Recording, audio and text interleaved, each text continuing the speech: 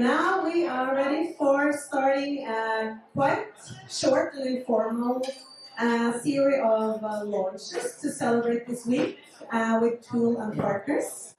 So if all the ocean people would join us inside, we have some quite cool news from World Economic Forum, from a new dual-use ocean tech innovation challenge focused on the Atlantic market, Europe and the North America. And we have our partners in Seattle and the Blue Maritime introducing their new accelerator and program to get introduction on the American market. So I think we will just try to keep sound up here high, and anybody who is most interested to get the details, make sure to move close to the stage, as we will have people talking and chatting and enjoying the afternoon sun and good shipping networking on the outside. So, first, a few words about the Ocean Opportunity Lab. We are basically your tech and human-based gateway to the ocean and renewable energy world. So for all of the innovators, whether it's the small startups, big corporates, incubators, accelerators, anyone in between, that's the gateway. So, let's see. Today we have close to 3,000 companies that are now mapped on the first interactive map for the innovators of the blue and green economies.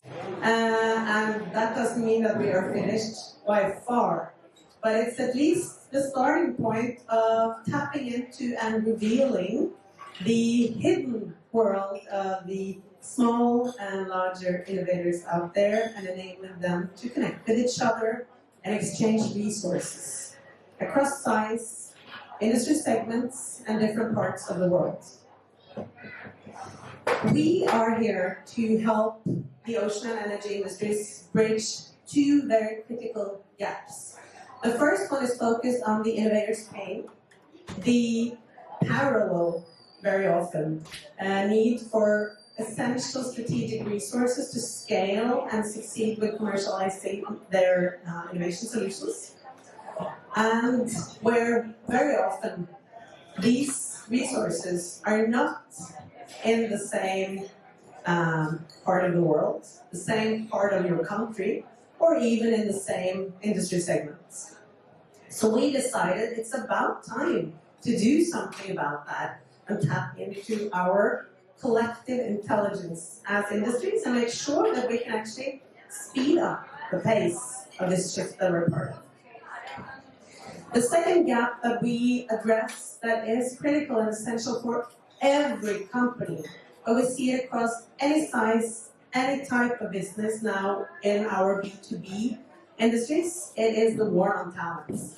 And the war on talents is real for all industries, but especially for B2B industries, we have quite a challenge to attract people. So by building the Ocean Opportunity Lab and our platform, we also wanted to make sure that we did it in a way that attracts the new generation of environmental activists. And our mission is to help switching the youth movement, the Greta Thunberg movement, youth, kids, to see that you can do more than standing outside the parliament and be angry, because you can join forces with us and become a business activist in the blue and green sectors. That's so powerful. So we work specifically there with connecting young global talents, so that we believe talent and skills should be able to reach the good innovators, regardless of where they're based, regardless of level of society, and regardless of who you happen to meet somewhere. The second group that we're especially targeting is female candidates, to bring more female leadership into the top roles and the top levels of our industries. And we have a very specific focus also to help accelerate and fuel more female entrepreneurs that will again become employers, investors, and very important role models ahead. What up? Yeah. And we believe that in the future, the smartest minds will not be either human or artificial, but it will be both. And Tool is all about tapping into, taking the best of our existing front-runner pioneering clusters and hubs and initiatives, and connecting it with the best of tech for good. So that together, in a matrix way, we can become much better and solve the big challenges of our global society. So, we work with constructive, disruptive methods. We work on open innovation projects collaboratively from within the industries, but bringing in the outsiders. But we believe that just as an egg, if you crush an egg from the outside, it means death, which is what potentially can happen if we wait. If we wait for outsiders to disrupt our industries, or when you crack an egg open from the inside, like we're doing here with Tool and Partners, that means life. So that's our model. We are very concerned about bridging the generation gaps, both on humans and technologies and the young and the old companies, and working from the grassroots up.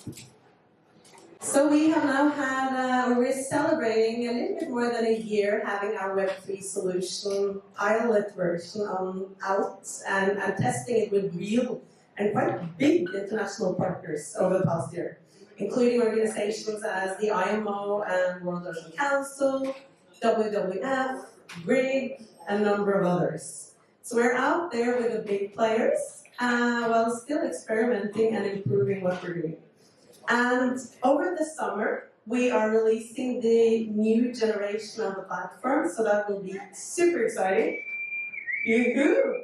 And our company and our key technology partners in this are all female-founded companies.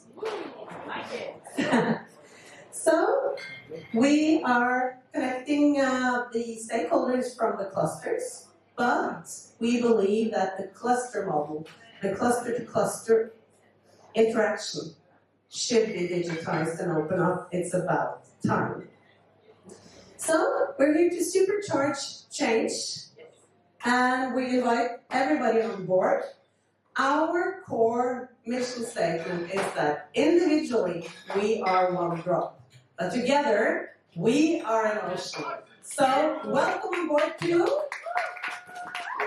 And I welcome on board to Sushil Tyagi and Katrine Ragberg, our partners, as they will introduce and launch the new dual-use Ocean Tech Innovation Challenge for 2025. Welcome on stage, Sushil and Katrine. Thank you. I think it requires dual presenters for the dual-use technology. So we thought we should have a dual presentation here. By the way, it's actually an achievement of Brilliant's platform that she's been able to find two people who have strangely similar background despite having come at it from different angles. I myself studied naval architecture and ocean engineering, then went into corporate finance, worked in global strategic planning, and then started to volunteer in the military and have now worked supporting the California State Guard as well as the Coast Guard in cyber defense. That has brought me to this particular juncture where technologies that could be of use in civilian commercial maritime as well as in defense of our nations could find a new and different path forward. But let me first introduce Catherine here to tell you why our background is important. Thank you. Yes, I started the opposite way, I think. I have a master's degree in civil engineering, so it's both out of worlds. But after more than a decade there, I went into intelligence and the armed forces, and being from an offshore part of the drilling world, my heart is towards the maritime. So, having the defense mindset, sorry, do you hear me now? Having the defense mindset, there's nothing more I would like to do than to merge those two worlds, because we, coming with an engineering background, we do actually see threats and vulnerabilities that other people might not. And also on the other side, we might see opportunities all the time. So hopefully we can really strong. Thank you, Kazan. So she will tell you a lot more about, obviously, her specialization working with Deloitte in security and intelligence. But let me first give you a quick primer about what do I mean by dual-use technology and why is it any different. I prepared these slides while I was just watching the catapult thing going on. So I figured that was like a dual tasking. So the quality of these is a sign of how dual-use technologies, I guess, work. Well, first of all, let me just quickly bring up why it is coming up more. In technically speaking, any technology could be dual use. I mean, radar technically was dual use. It was invented for one purpose, but then is used now for a lot of civilian purposes. And there are many, many other technologies that have been that way. But why is that important all of a sudden? It's because of the geopolitical situation where any technology you develop suddenly feels like it's a strategic asset of that country. And you want to protect it. You no longer want to feel like, okay, this is just done for the rest of the world. So it almost feels like impact. Some countries are looking at technologies that can help them defend their countries as almost impact investing because it's helping the nation. And we are starting to see from the PitchBook data about 135 billion that defense VCs have invested in almost 4,000 deals, and all of them, large majority of them lead into acquisitions by bigger and bigger players. So it's a quick exit, move up the technology, go to the next player. It's a very, very fertile ground. But interesting part is that when we talk about defense or dual use, or even if I say defense, it's not going into building some kind of a major attack devices. In fact, it turns out largest part of this investment was in renewable energy. Because if you have devices out there, whether it's sensors or data, you require some storage, you require some kind of a power source. So all the innovation that's going on into renewable energy is the one that's coming from there. Biotech is another side of it, because you want people to be healthy, you want to be able to have people in being able to perform, and so on and so forth. And then also sensors and data, which is obviously could be much more obviously seen as dual use. So it's all there, but if we can look at it saying there's a commercial market, you invent something, there's a commercial market, and let's say somebody says there's also a defense market. What is the advantage of having these? And I'll just summarize it in a very, very basic term. You can look at it three different ways. You can say you now have two TAMs. If VCs or investment, everybody's kind of looking at it, you can say my commercial market is really big and defense market is kind of small, but you have two TAMs. You could be the defense is sizable, but in any case. Second part is the go-to-market strategy, because you could be developing something and you don't have to wait for it to get fully productized for a commercial market. You could get some of it in a partial form ready to be used by defense, and then start to demo it into the civilian market. You develop a little bit more in the civilian market, come back into the defense market and show it. So the go-to market have multiple pathways instead of being waiting and struggling against an industry to keep up with you or being ready for your demand. And the third part is the non-dilutive funding, because when you're working on some of these technologies, many, whether for scientific reasons or for strategic reasons, there will be funding coming from innovation agencies that can help you at least do some of the CapEx heavy R&D early on.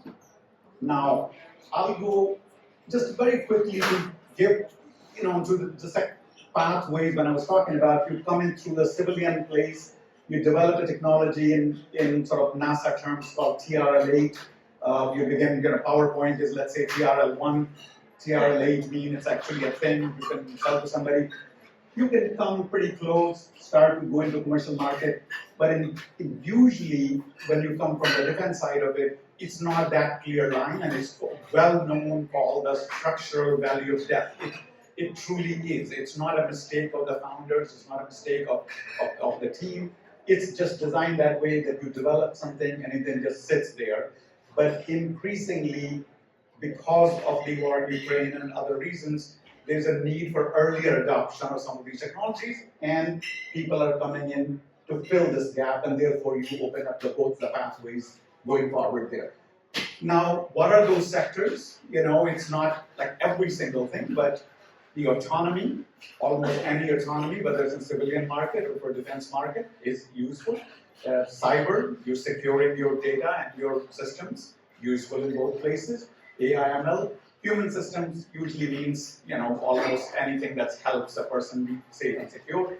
And of course, the advanced energy and materials. So as you can see, this is not talking about explosives or something disaster. This is mostly around trying to keep safety and security. So it's mostly in terms of defense. And we can see maritime autonomy is an example where you're trying to get what's called domain awareness, whether you know where you are in the ocean at a given point in time, and can you avoid hazards, any technology that's helping you with that.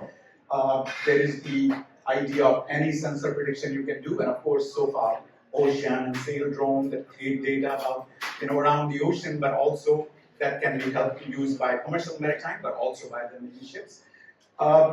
As we go forward, I should also mention three things that come with it. I give you three advantages, but there are three cautionary remarks around dual use. One is something called adversarial capital, where you have to know who is investing in that company. Because if the investors or supporters are coming from sources which is not aligned with your country, that project then becomes very difficult to be supported as a dual use by that country, because now it's unclear as to where this technology's IP is really going and who really brought it up. So you have to really watch sources of capital. Second is the procurement. What that means is that you can't just come up with anything amazing to show to them. And it has to be something they already know they want, that this is something that's a need out in the defense market, and that's the way it's going to work. So you have to be aware enough of what the demand is instead of simply doing the supply. And the third part is the distraction that can come from, you have a dual use, now you were building a nice little thing, you had customers, you had LOI, everything was lined up, suddenly you start talking to some admiral who's telling you this is this, now your whole team is distracted onto a completely different use case, and that can become problematic. So one has to be aware of those issues, but it is an advantage to have a plan that can approach both two markets.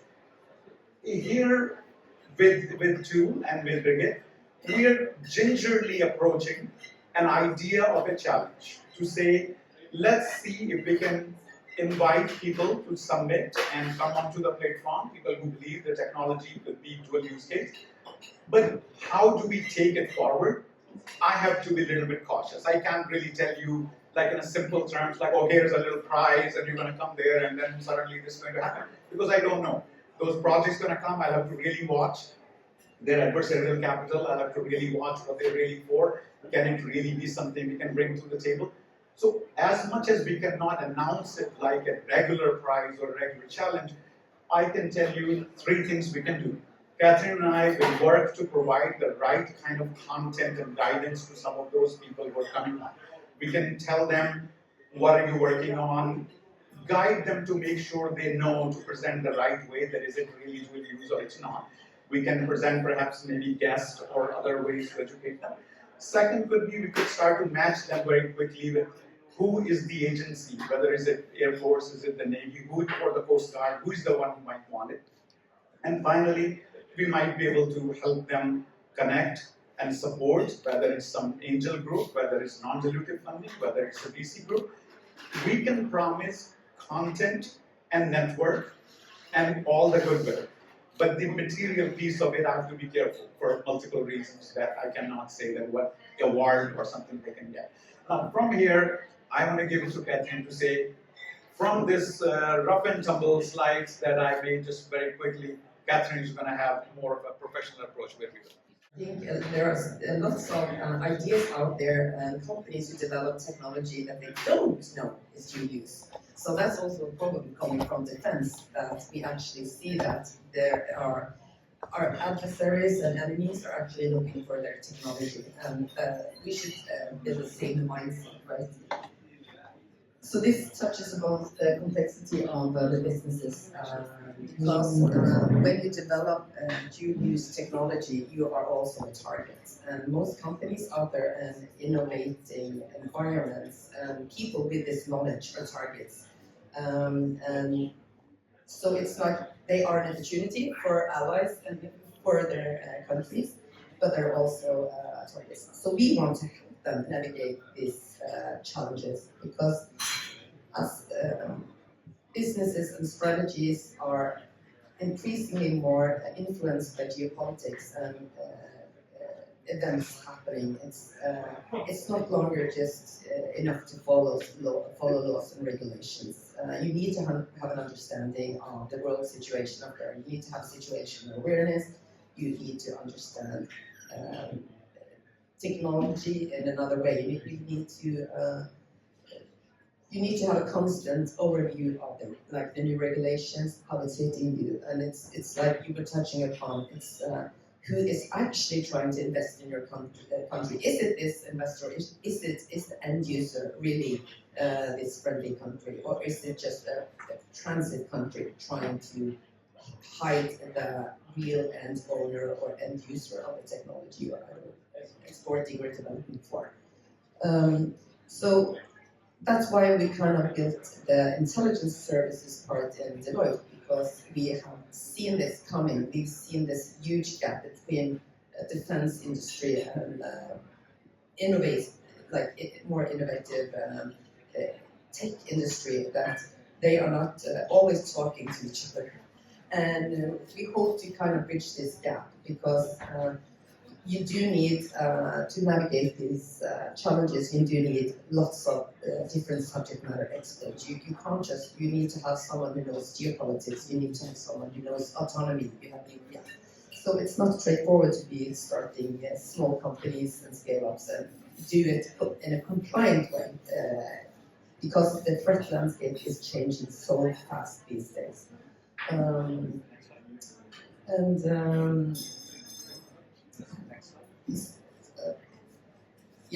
I just hope to say that some large companies can have the resources to actually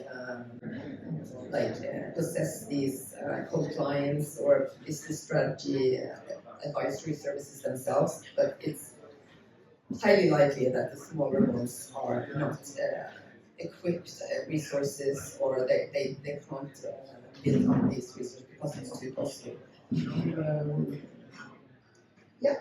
So it's innovate or die. I don't know, I tried to Google it where it comes from. Some say Silicon Valley. But it's kind of like innovate or lose. It goes for the whole industry and the whole world now. It's not only businesses, but it's also our security. It's also lose. So I hope that this cooperation will kind of be the start of my mantra is sharing is caring. And I hope that the innovation we've seen since the Russian invasion of Ukraine, we can actually use it for all it's worth, because we've seen low-cost commercial technology be used so delicately and rapidly for warfare. And I hope that we can be able to do the same in maritime technology as well. I think together we can actually make a change, and I hope we can play each other good, as we say in Norway, and make a change for our duties. It's the start of a beautiful relationship. Yes. So towards 2025, we will map the world of the most exciting dual-use technologies from the ocean space. And then we will land in between at the ONS in Stavanger next year before we come back here to Oslo. And we are super excited to work so close with our American partners.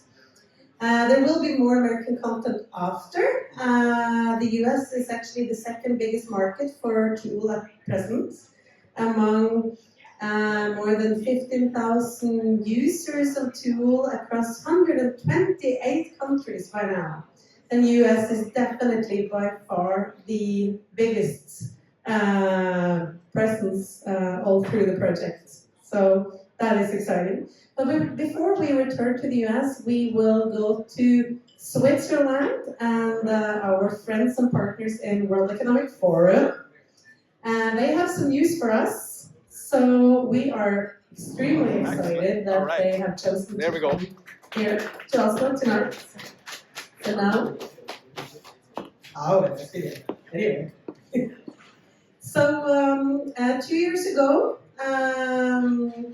Tool was one of the partners kicking off what is called the 1,000 Ocean Startups.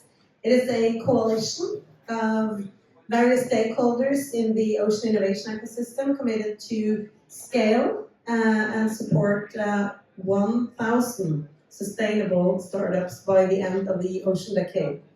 And then we were fortunate enough that World Economic Forum took this on board. And Ron and Han is here now to talk about the forum's initiatives and work on ocean from the innovator side, and then from the level of 100 of the world's biggest corporates. So welcome, Ron and Han, and I will give the mic to you.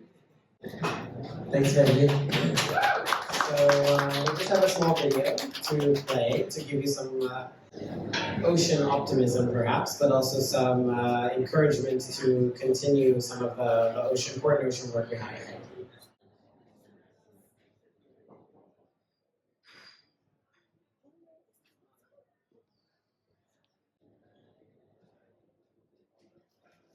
No sound, sorry.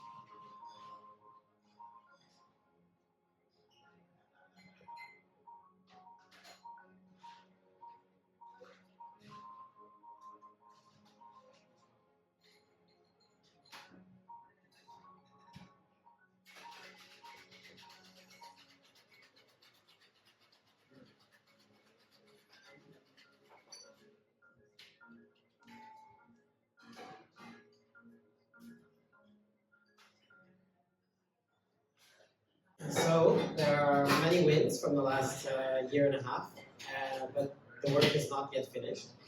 And so we continue to work on finishing the unfinished business of ocean stewardship. And so we can talk a little bit about two of our initiatives that are part of our ocean action agenda at the forum, and how we are accelerating ambitious solutions for ocean health. So our ocean action agenda sits in our Center for Nature and Climate.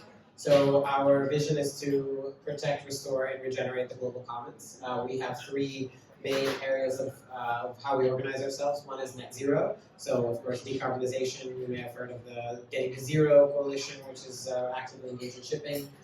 We have Nature Positive, in which sits our Ocean Action Agenda and our Tropical Forest Alliance, 1 Trillion Trees Initiative. And then Better Living, which is focused on resource stewardship in food, water, and materials, so circular economy. Industry decarbonization, systems transitions for nature positive, and resource stewardship. These are some of the many initiatives that we have. First Movers Coalition, which is demand signals from the biggest companies in the world. Ocean Action Agenda, what we do.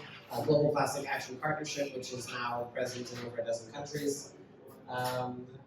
So our Ocean Action Agenda is really at the nexus of science, innovation, policy, and business, and we create and we consider ourselves kind of a launch pad or incubator for innovative public-private partnerships, and in order to fast track the ambitious solutions that we need for ocean health. We also convene a community called the Friends of Ocean Action, which is a community of global leaders, about 70-something names, from former presidents to heads of businesses and large NGO organizations.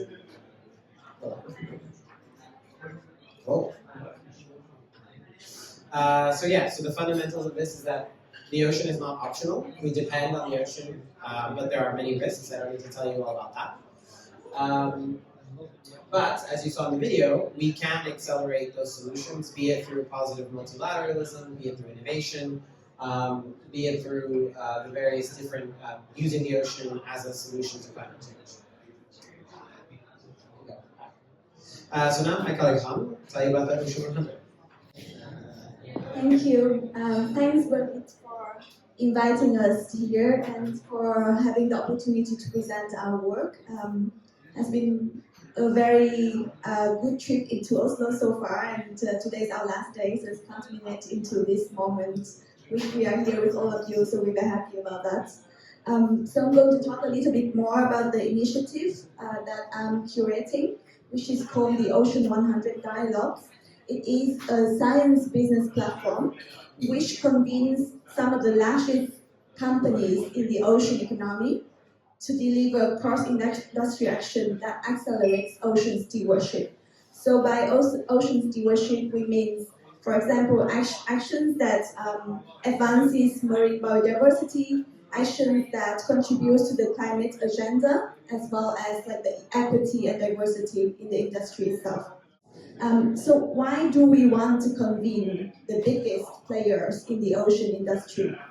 The rationale behind this initiative starts with the fact that in the ocean industry, it is very, very concentrated. So a tiny number of companies really gain a lot of ocean resources and revenues, and they are basically the keystone actors, the most powerful players in that. So you can see there is a foundational study which is performed by Duke University, Stockholm Resilience Centers. They are all our partners in the Ocean 100 Dialogues.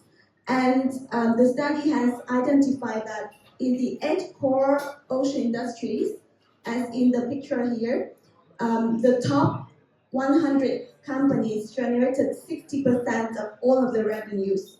And the top 10 firms in each core industry typically make up over half of its revenue.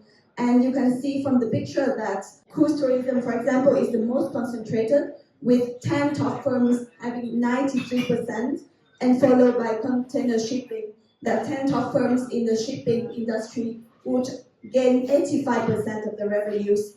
And what does it mean? That means that these companies really are very powerful, and they have a disproportionate power in terms of either advancing the sustainability agenda or also preventing it from advancing, or advancing transformative change or preventing it.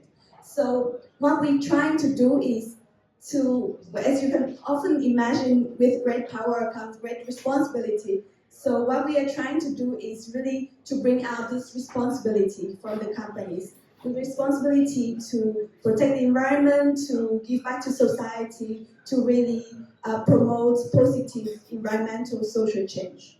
Thank you. So at the moment we have been able to convene top members companies across ocean-based industries such as container shipping, marine equipment and construction, port operations, oil and gas, offshore wind, and cruise tourism. So all of these are the industries that operate in the ocean space, and often than not, they actually share the physical space. So offshore wind, for example, share physical space with seafood, fishing, and a lot of time they do not really interact with each other, although they do share this physical space. So what we wanted to do is to convene them and to give the space for collaborative actions, for dialogue. And this is really at the fundamental, I think, value of the forum is a place of convening power and platform. So how are we going to going about that? There are 3 ways that we are trying to do to bring together commitments and collaborative actions. First of all, I think that a lot of companies, they can always speak with a united voice towards the other sectors, towards policymakers, right? And I think a lot of times the private sector is really quite running quite fast, and I think that they really do have this kind of power to advance for more positive regulation in a way that not hinders the industry but actually advances the industry. There is also another type of action that could be very valuable, which is to disclose more data, which non-confidential, non-competitive information that is related to ocean health, like marine biodiversity, because scientists really value this data. They need this data, but it's very expensive for scientists to go and get it. Meanwhile, shipping companies, just based on their operations only, they collect many valuable data about ocean life and marine life. So what we're trying to encourage is that they will contribute to these global models of data sharing. And finally, and this is some of the things that is, I think we have been discussing over this week, which is also very difficult to do, is to transform the operations, to eliminate the negative impacts on climate, on marine biodiversity, and also on the communities, like the small communities that are dependent on ocean resources. And now I'm going to give over to Ron to connect that with ocean innovation. Thank you, yeah, so we are working to catalyze innovation for an ocean positive economy. So for all of the things that we mentioned before early on about the issues that we're facing and the opportunities, one of the ways in which we're going to unlock those opportunities to create the sustainable blue economy that we want is through innovation. And one of the ways that the corporations that we were just discussing are going to transform their operations is also through innovation. So to quote Peter Thompson here, we really need to promote and scale a fleet of innovations across every aspect of our human interaction with the ocean, whether it's coastal tourism, offshore wind, shipping, bioprospecting, what have you. So at the forum, we've been working on ocean innovation for a while. We've run 7 ocean innovation challenges on topics from ocean data to the Great Blue Wall in the West Indian Ocean. This is done in collaboration with UpLink, which is a joint initiative of Deloitte and Salesforce in the World Economic Forum. And we've elevated so far 68 innovators from over 35 countries across these different topics. But what we realized is that actually we can support individual innovators, of course, but actually some of the challenges that we identified among that startups were having are the same challenges that even some of our members, be it Tool or other accelerators, Washington Maritime and Blue, sometimes they're having access to difficulties of funding, exposure, cohesion across the ecosystem. We talked about, Birgit talked about interactions between clusters, credibility, and then access to key decision makers, which is something that we at the forum can certainly facilitate for our community. So our vision is to mainstream ocean impact innovation. What does mainstreaming mean? Well, think clean tech. Everyone is running after, chasing after clean tech, and we're trying to kind of make ocean impact investing just as sexy. And the way in which we're doing that, sort of the benchmark, is by supporting 1,000 ocean positive startups by the end of the UN Ocean Decade. I won't go into the other details, but yeah. And so the coalition, 1,000 ocean startups, is a coalition for impact and innovation to accelerating innovation for ocean health. We have 32 members, actually. It's a bit outdated, and we supported over 330 startups. and the total assets under management is about $1.5 billion. So it's actually quite a substantial footprint on that it's making waves in all of the ocean industries that we know. Yeah, and so some of the projects, just to kind of bring it down to what does that mean to collaborate to build cohesion. So we're a coalition of action. We're not just a network of incubators and accelerators and venture capital funds throwing great events and cocktail parties. But actually, we're working really hard to unlock, to bring new actors into the ecosystem, to de-risk investment in current innovations, and to promote the stories of the ecosystem, again, to attract those new actors and to increase the amount of capital that is coming into the ecosystem. One of those projects is the Ocean Impact Navigator. So all of our members, 32, plus some others, have now committed to this common KPI framework for measuring ocean impact investment. So that's 30 KPIs. We'll change a little bit after we're done with our expert review. But that means that there will be a common language, a common measurement system, and a common aggregation of what is the impact of that $1.5 billion being invested into ocean innovation. And so that's huge because it makes the ecosystem more transparent. It makes it clearer what people should be investing in, what a dollar is translating to what impact actually in the ocean. And by the end of the ocean decade, we'll be able to say, what does 1,000 ocean startups actually mean in terms of ocean health? Thank you. Thank you so much, Ron and Han, and it is fantastic to work with you guys across many different initiatives. It has been such a journey already, and I'm looking forward to what is just still in the starting points.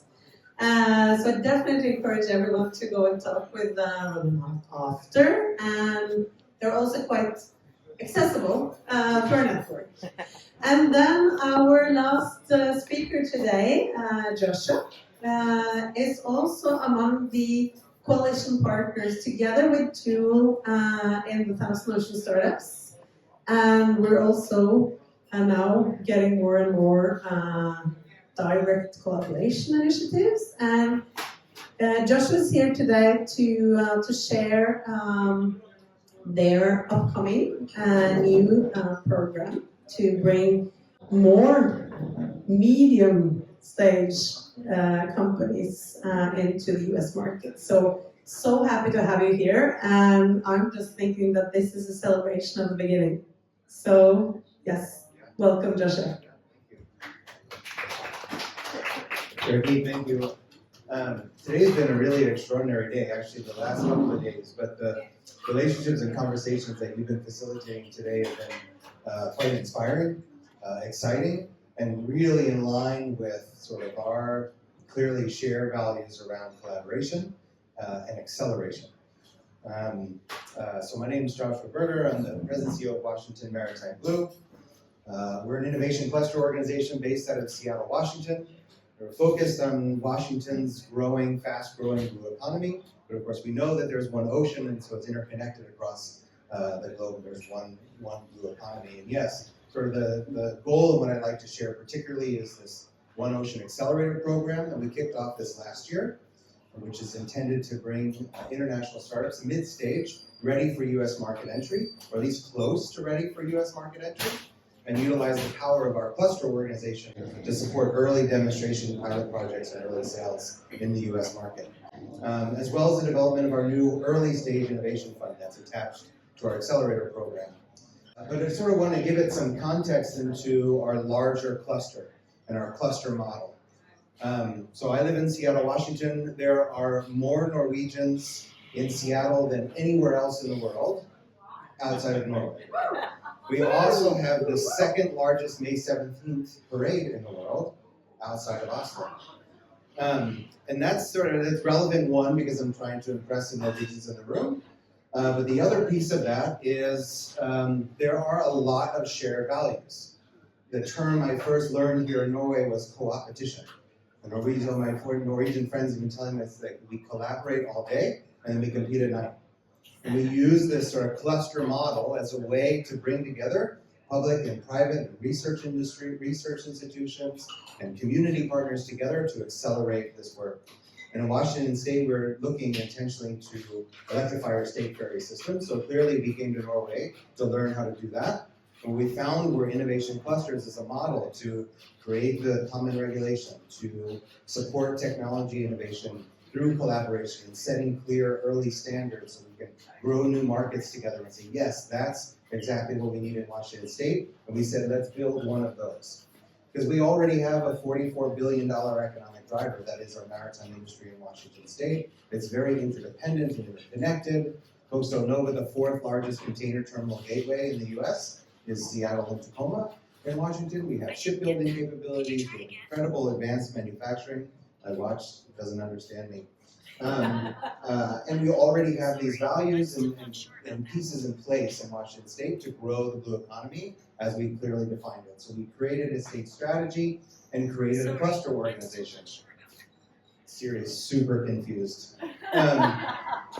So we created a cluster organization modeled closely after the clusters here in Norway and others around the world, sort of looking to Americanize them. We've now been operating for about 5 years. We're 135 different members.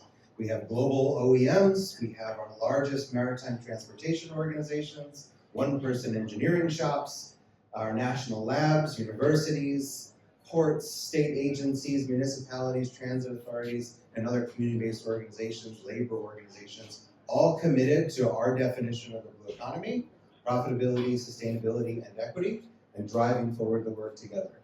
We focus in these areas, and we do it in a number of different ways. And so this is some context to sort of share specifically the value of the larger cluster organization to support specifically technology innovation. So we do a number of things. We're very, very ambitious, and we're really sort of a central convening point around accelerating the blue economy. So we're taking on everything from sustainable fisheries to renewable offshore energy and maritime decarbonization, and creating new markets and facilitating joint innovation projects and helping create more equitable pathways in workforce development, as well as supporting the work. I'm going to slip through a couple of slides. We have a hub.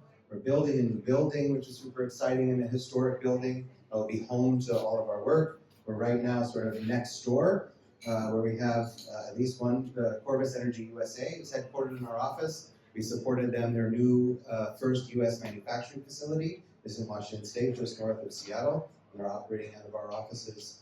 And it's a home for collaboration. It's a we work for our members. So if Wärtsilä comes to town for a long week, they work out of our office, as well as the home for our accelerator and incubator programs. The level sort of strategic initiatives is around creating new markets. We're focused on offshore wind, maritime decarbonization, and work around accelerating hydrogen in our region. If there is any place in the US that can really test the business model for green hydrogen, it's in Washington State. We have the cleanest and cheapest electrons in the country already, much like Norway. And so it's a place where we can incubate sort of the hydrogen economy as well, across heavy industrial, not just maritime. Our role is to bring ports and maritime to that work. And we have core projects modeled quite closely after the Norwegian Joint Innovation Project, and building ferries and developing 5G networks for port areas as a shared network to sort of build out our multiple partners to use that network, and then being attractor to innovators and set up a living lab. So I set all that sort of as the context in our workforce development programs as well, which we can talk a lot more about. But I set that all the context because all of that work, the cluster organization, is designed to be a nest and a support for our founders. Founders at all sorts of level across sort of the spectrum of new innovation, whether they're early stage, the back of a napkin, or they're an international company looking for a soft landing, or they're a venture scale company. We have programs in place to be able to support them. And it's the cluster that is the nest and support for each of the startups that have come through our programs in the last couple of years. So we have place-based incubators. We have our marquee accelerator program that Sushil's Berkeley Marine Robotics is just finishing up in that program, and our new One Ocean Accelerator. We boast that we have really a phenomenal team in place that's doing significant mentorship in everything from mental health to financial modeling, and then attach that certainly to all of our industry mentorship to support folks through. We started this 4 years ago. We weren't taking any equity. We weren't giving any money. We were just providing mentorship and programming and access to our cluster, and in the last 4 years, collectively, they've raised more than $500 million in dilutive and non-dilutive capital. We've already seen 2 exits, the third is sort of on its way, and we're creating jobs in our region, which for us, this is a huge win. We had no idea that this was the level of wins that we would see. And so now we're ready to capitalize on that, literally and figuratively, in launching the new Blue Innovation Fund. So I'm a tugboat driver and community organizer by background and by trade. Been learning a lot in these last couple of years, particularly from partner and advisor Brock Mansfield, who's a 25-year veteran impact environmental VC investor. And together he says, okay, now you're ready. So let's come together, we'll join forces, Ameliorate Partners and Maritime Blue, and let's raise this fund, and let's focus the accelerator program, and then go ahead and start investing in them. It's a pretty phenomenal deal for us. We put in the sweat equity of the accelerator program, get half the management fee and half the carry, to continue to support more sustainably our nonprofit that's running that program. So we're very excited about it. We're just about to close the first close, so we can invest in the 4th wave, and then look to close the rest of it before the end of the calendar year and deploy over the next 4 years. So very exciting for us and for our companies and our ecosystem. So part of this is we were having a conversation, and it started actually with the Consul General of Norway.